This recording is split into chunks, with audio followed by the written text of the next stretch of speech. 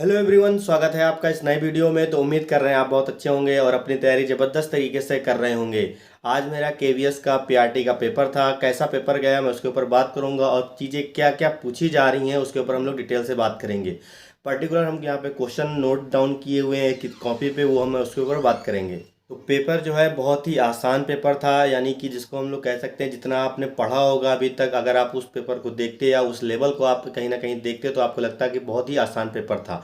ठीक है, यानी कि बिल्कुल जो आप पेडागोजी कह सकते हैं, ठीक है, और आपकी इंग्लिश कह सकते हैं, आप हिंदी कह सकते हैं, जो मैथ कह सकते हैं, बहुत ही आसान थी। ठीक है, तो हम यहाँ पे आपको बारी बारी चीज़ें बता रहे हैं कि क्या क्या चीज़ें बन रही हैं। टोटल आपको देखो पता है, इंग्लिश में सबसे पहला पोर्सन इंग्लिश में खुला था। यहाँ पे देखो फॉर्मेट क्या था।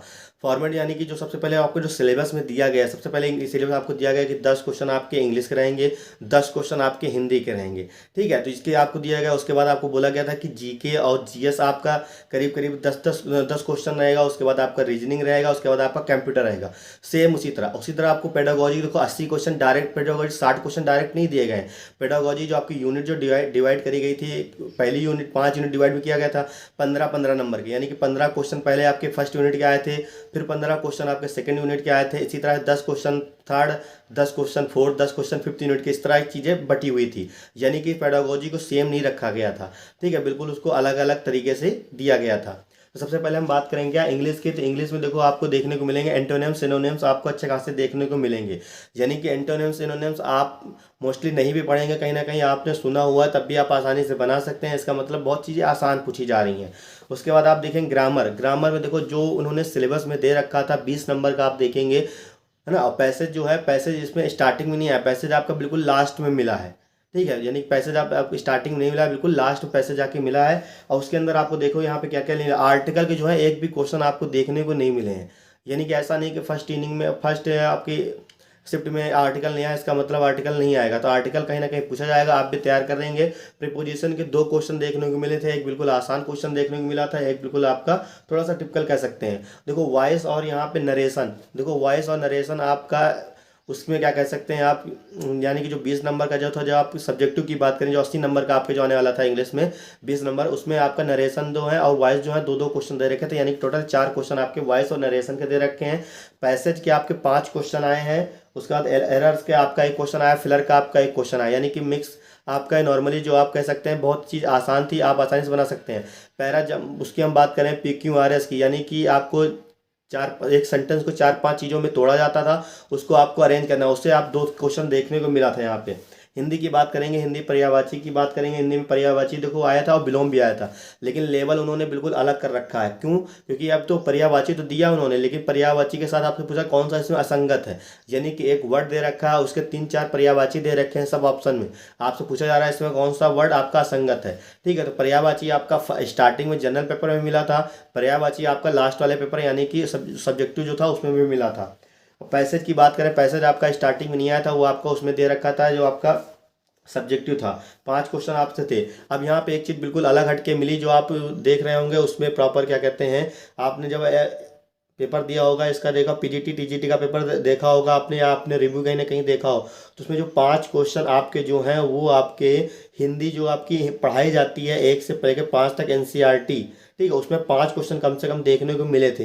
लेकिन चीज़ें जिन्होंने पढ़ी उनके लिए आसान है, अगर जिन्होंने नहीं भी पढ़ी है तो वो कहीं ना कहीं चीज़ को लेवल अपना मेंटेन करके कहीं ना कहीं वो टिक मार सकते हैं, यानी कि कर सकते हैं ओवरऑल। उसमें अभी देखेंगे कारक, कारक के 2 क्वेश्चन देखने को मिले थे, संज्ञा का एक क्वेश्चन था, विशेषण का एक क्वेश्चन था। बाकी मुझे और याद नहीं है, लेकिन कहीं ना कहीं इतनी चीज़ें बनी थी। ठीक है, ईवीएस की बात करें तो देखा जाए पूरे पेपर में कहीं ना कहीं ईवीएस का ही सिस्टम थोड़ा सा टिपिकल था। अब टिपिकल इन द सेंस ये क्या, आखिर एनसीईआरटी नहीं आ रही है, देखो एनसीईआरटी से ही क्वेश्चन पूछे जा रहे हैं, लेकिन उसमें आप ये कह सकते हैं कि वहाँ पे आपका क्या था, जैसे आपका ऑप्शन पहला दूसरा तीसरा 4 ऑप्शन दिए जाते थे, चारों ऑप्शन को आपको देखना होता है कौन सा सही है कौन सा गलत है।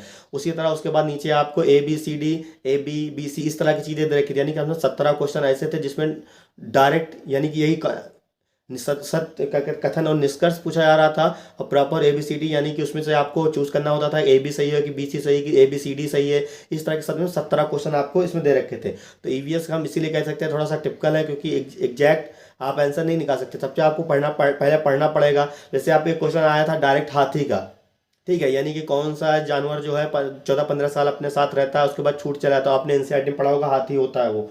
उसके बाद आपका मैथ की हम बात करें तो मैथ का जो लेवल देखो, लेवल आपका मैथ का जो हमने करीब करीब 19 क्वेश्चन जो हमने देखे हैं वो कहीं ना कहीं आपके इस पेपर जो आप सीटेट का पेपर फर्स्ट देते हैं, जो क्वेश्चन आपके सीटेट पेपर फर्स्ट में आते थे सेम वही क्वेश्चन आ रहे हैं, इसका मतलब कुछ अलग नहीं आ रहा। केवल दो, एक या दो क्वेश्चन आपके जो सीटेट जो पेपर सेकंड में आते हैं वो क्वेश्चन आपके बन रहे हैं। यानी कि यहाँ पे आप कह सकते हैं कि एस आई सी आई ये सब कुछ नहीं आ रहा है, ठीक है, बिल्कुल नॉर्मल पेपर आ रहा है मैथ का, कह सकते हैं बिल्कुल, क्योंकि ज्योमेट्री नामो निशान नहीं आया। ज्योमेट्री सब लोग कह रहे थे बहुत पढ़ लो पढ़ लो, ज्योमेट्री बिल्कुल नामो निशान नहीं आया। ऐसा नहीं कि अब नहीं आ सकता, कहीं ना कहीं दूसरी शिफ्ट में बन सकता है, तो आप बिल्कुल बेसिक लेवल का ही ज्योमेट्री पढ़ेंगे अगर पढ़ रहे हैं तो बिल्कुल, यानी कि दो तीन प्रॉपर्टी जो मेनली होती हैं आप उनको पढ़ ले जाएंगे, आपका काम हो जाएगा, ठीक है। बहुत ज़्यादा डीपली नहीं पढ़ना है ना किसी भी चीज़ को। अब पेडागोजी, पेडागोजी आपको पता है सब टीचर ये कह रहे थे कि सीधा सीधा मतलब क्वेश्चन नहीं बनेगा, कहीं ना कहीं कॉन्सेप्ट बेस्ड जाकर क्वेश्चन बनेगा, यानी कि आपको चीज़ें वहाँ पे समझनी पड़ेंगी, उसके बाद आपको आंसर देखने को मिलेगा। लेकिन यहाँ पे ऐसे ऐसे क्वेश्चन बन गए जिसको आप पता नहीं लगा सकते। जैसे सबसे पहला क्वेश्चन आप देखेंगे मेच्योरिटी यानी परिपक्वता का क्वेश्चन आ गया। परिपक्वता क्या है, ऐसा क्वेश्चन पूछा जा रहा है। पेडागोजी क्या है, इस तरह के क्वेश्चन पूछे जा रहे हैं इस बार, तो आप इन डिफिनेशन को बहुत अच्छे से देख लेंगे, ठीक है। आरटीआई से देखेंगे, आरटीआई से कम 3 या 4 क्वेश्चन आरटीआई को देखने को मिला है। आरटीआई किस अनुच्छेद के अंतर्गत आया था वो क्वेश्चन देखने को मिला। आरटीआई की आयु जो होती है वो क्या क्या होती है उस देखने को मिला। आरटीआई किस दिन लागू हुआ था, आपको पता है आरटीआई 2009 में आया था, लेकिन लागू कब हुआ था, 1 अप्रैल 2010 को लागू हुआ था। इसका ये ऑप्शन सही होगा, ठीक है। उसके बाद एनसीएफ के आपका एक क्वेश्चन देखने को मिला था। एनसीएफ का एनईपी के कम से कम 5 क्वेश्चन देखने को मिले थे। एनईपी में आप कह सकते हैं जो ईसीसीई है उसका फुल फॉर्म पूछा गया था, एनईपी का फुल फॉर्म पूछा गया था आपका, और उसके बाद दो और उसी के अकॉर्डिंग ही सारे क्वेश्चन पूछे जा रहे थे। बाली वाटिका जो होती है वो किस एज के अंतर्गत आती है, इस तरह के क्वेश्चन एनईपी से पूछे जा रहे थे, ठीक है। तो और लीडर से क्वेश्चन था आपका लर्निंग डिसऑर्डर। लर्निंग डिसऑर्डर के 2 क्वेश्चन देखने को मिले थे, यानी कि मेंटल डिसऑर्डर का एक लर्निंग का था जिसमें डिसलेक्सिया आपका उसका आंसर होगा। इस तरह की चीज़ें आपसे देखने को वहाँ पे मिली थी। उसके बाद यानी कि आप कह सकते हैं ओवरऑल जो आपका पेडागोजी था वो वन लाइनर था, यानी कि कॉन्सेप्ट बेस्ड कुछ नहीं था। आप क्वेश्चन पढ़िए, आप ऑप्शन देखिए, आपका आंसर आ जाएगा, ठीक है। बहुत सारे क्वेश्चन जो हम ईवीएस में देते थे वन लाइनर आता था, लेकिन ईवीएस वाला पोर्सन जो आ गया क्या, पेडागोजी वाला ईवीएस में शिफ्ट हो गया और ईवीएस वाला जाके शिफ्ट हो गया कहाँ पे, पेडागोजी में, यानी कि वन लाइनर सारे क्वेश्चन आपको पेडागोजी में दिख गए। और उसके बाद आप कह सकते हैं जो आपका ईवीएस जो आसान आती थी कहीं ना कहीं उसको उन्होंने बहुत ज़्यादा उसमें डीपली बना दिया, यानी कि 1 2 3 यानी कि चारों ऑप्शन को आप अच्छे से देखेंगे, उसके बाद दोनों को जोड़ेंगे, उसके बाद आपका आंसर निकल के आएगा। तो ये सब चीज़ें थी कहीं ना कहीं, तो आप बस अपना रिवीजन करिए, बहुत ज़्यादा चीज़ ना पढ़िए। अगर हम कह सकें कंक्लूजन जो आपने सीटेट में जो आप पढ़ते हैं पेडागोजी, ठीक है, उसी के अकॉर्डिंग अगर आप पढ़ रहे हैं, आपने अगर पढ़ा है तो आप बहुत अच्छे सेफ जोन में, कोई दिक्कत वाली बात नहीं है। लेकिन आप सिलेबस के बाहर नहीं जाएंगे, सिलेबस के अंदर ही आपको रहना है किसी भी हालत में, बिल्कुल सिलेबस के अंदर ही चीज़ें बन रही हैं, इससे बाहर कोई चीज़ नहीं जा रही, ठीक है। बहुत ज़्यादा डीपली भी नहीं पूछा जा रहा है, लेकिन आपको हर चीज़ के बारे में नॉलेज होना चाहिए। अब देखिए ईसीसीई आ गया, अगर किसी को फुल फॉर्म नहीं पता तो वो फिर कहानी खत्म, क्योंकि जिसने ईसीसी पढ़ा है उसका फुल फॉर्म तो उसको पता होगा। अब आरटीआई का फुल फॉर्म नहीं आया, लेकिन इस बार क्या पता आरटीआई आपके पे दे दिया जाए, तो कुछ भी हो सकता है। आप देखो एनईपी का फुल फॉर्म आ गया है ना, तो कुछ भी हो सकता है। पेडागोजी का मतलब क्या होता है वो कहीं ना कहीं पूछा जा रहा है, तो चीज़ें आप दिमाग में बैठाएंगे, चीज़ें हो जाएंगी, ठीक है। बहुत ज़्यादा टिपिकल नहीं आ रहा। जैसे हम रीजनिंग की बात करें, रीजनिंग में आपको बताया कैलेंडर, वेन डायग्राम, सीरीज और लीनियर अरेंजमेंट, यानी कि इस तरह की चीज़ें बन रही हैं। मेरी तबीयत खराब हो गई थी, लेकिन हमने अच्छा खासा जितना पढ़ा था उसी के अकॉर्डिंग चीज़ें बनी है, कुछ अलग ज़्यादा नहीं गया है। तो आप भी अपनी तैयारी जितनी करें हैं बस उसी के अंदर रहिएगा, ज़्यादा सिलेबस के बाहर ना पढ़िएगा, हर चीज़ को आपको समझना है, ठीक है। जितनी चीज़ें मैंने बताई अगर आपने नहीं पढ़ी तो उनका ओवरऑल ऊपर ऊपर चीज़ें देख लें। जैसे आप देखेंगे पेडागोजी में आया था एक दीक्षा, दीक्षा करके आपको पता है वो आपकी डिजिटल एक लाइब्रेरी टाइप की होती है, ठीक है। उससे वहाँ पे उन्होंने क्वेश्चन पूछा था, ठीक है। तो चीज़ें आपको समझनी पड़ेंगी, अगर आपने कोई कोर्स लिया है तो सारी चीज़ें वहाँ बताई गई हैं, लेकिन जो क्वेश्चन आपका कह सकते हैं वो फैक्ट रिलेटेड था, यानी कि ज़्यादा कॉन्सेप्ट बेस्ड पेडागोजी नहीं पूछी गई थी इस बार, बिल्कुल ये। अब लेकिन अब अदर शिफ्ट में क्या हो सकता है किसी को कुछ पता नहीं, क्या पता पहला शिफ्ट रहा हुआ केवल टेस्टिंग के लिए उन्होंने ये दिया हो, है ना, तो कुछ भी हो सकता है। लेकिन अब ऐसा नहीं कि लेवल बढ़ा देंगे, लेवल बहुत आसान चीज़ें बनाएंगे, बस ये है कि क्या पता यही क्वेश्चन रिपीट हो जाए या कुछ अलग चेंजेस में देखने को मिले। तो आपको हर चीज़ जिसके बारे में आपको पता है, मेंटल डिसऑर्डर जरूर से पढ़ लीजिएगा, वहाँ से कम 2 क्वेश्चन हर बार बनते हैं, ठीक है। आप दिमाग में रखेंगे ज़्यादा बढ़िया रहेगा। चलिए आप पढ़िए, खूब मेहनत करिए, बाकी चीज़ें और अच्छी होंगी। ओवरऑल हमने बात करी, मेरा जो पेपर है आप कह सकते हैं पेडागोजी कोई ढंग से नहीं भी पढ़ के जाएगा तो कम से कम इतना बिल्कुल बेसिक ले चीज़ें थी रखी थी, कम से कम 40 तो आसानी से वो बना ही आएगा।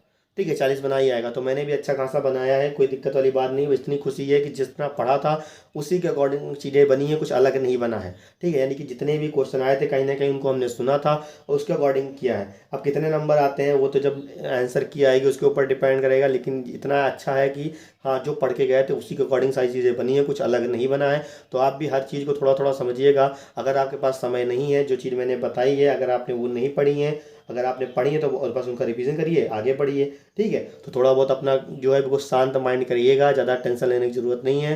क्योंकि पहला दिन था, थोड़ा सा हम लोग को टेंशन हुई, लेकिन अब आपको टेंशन लेने की ज़रूरत नहीं। आपको आइडिया है क्या चीज़ पूछी जा रही, क्या चीज़ पूछी नहीं जा रही। बिल्कुल सिस्टमेटिक जैसे आपका सिलेबस दिया हुआ था उसी तरह क्वेश्चन दिए जा रहे हैं बस, ये आप मान के चलिएगा। ठीक है, अगर कोई दिक्कत आपको लगती है देन आप कमेंट में बता सकते हैं, अपनी राय दे सकते हैं। जो भी चीज़ होगी सोल्यूशन दिया जाएगा। बाकी आप भी, आप अगर आपका पेपर है, अगर मैंने कोई भी गलती चीज़ बताई है तो उसको आप करेक्ट कर दीजिएगा, है ना। यानी कि आपको भी कुछ अगर क्वेश्चन पता है तो उसको भी बता दीजिएगा। ठीक है, तो 2-3 चीज़ें मैं कहूँगा आपको आपको लीडर के बारे में अच्छे से पढ़ के आना है, हेड मास्टर के बारे में आपको अच्छे से पढ़ के आना, और प्रिंसिपल का देख लीजिएगा मामला है क्या।